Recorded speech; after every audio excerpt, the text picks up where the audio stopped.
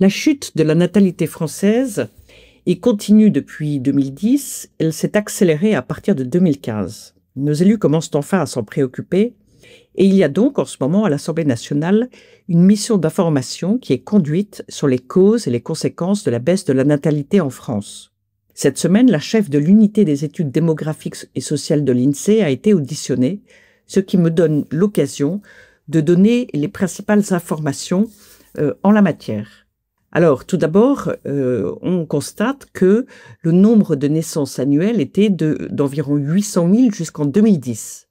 Et il est descendu et passé sous le seuil des 700 000 naissances annuelles en 2023, soit plus de 100 000 enfants qui naissent en moins chaque année en France, ce qui est considérable. En ce qui concerne l'indicateur conjoncturel de fécondité, il était de 2 enfants par femme dans les années 2000, et il est passé à seulement 1,62 enfants par femme en 2024. Autre caractéristique, l'âge des femmes à la première maternité n'a pas cessé de reculer ces dernières années. Les femmes ont aujourd'hui leur premier enfant 5 années plus tard que les générations précédentes. Autre caractéristique de cet indicateur conjoncturel de fécondité, en métropole, il va de 1,19 enfants par femme en Corse, c'est le plus bas, à 1,7 enfants par femme en Île-de-France, c'est le plus haut. Dans l'Île-de-France même, on constate que la fécondité est plus basse à Paris et la plus élevée en Seine-Saint-Denis. Et en réalité, toutes les agglomérations françaises connaissent cette fécondité plus basse en leur cœur. Pour revenir au niveau national, la fécondité est plus élevée dans un grand quart nord-ouest et au sud-est de la France. En ce qui concerne l'affluence du niveau de vie, il est constaté que ce sont les personnes les plus modestes ou les plus aisées qui ont le plus d'enfants.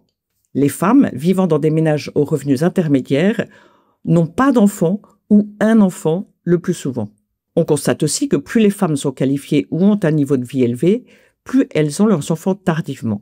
Pour ce qui concerne la population immigrée, il est constaté que la descendance finale des femmes immigrées est supérieure d'environ 0,5 enfants par femme comparé aux femmes françaises et d'origine française.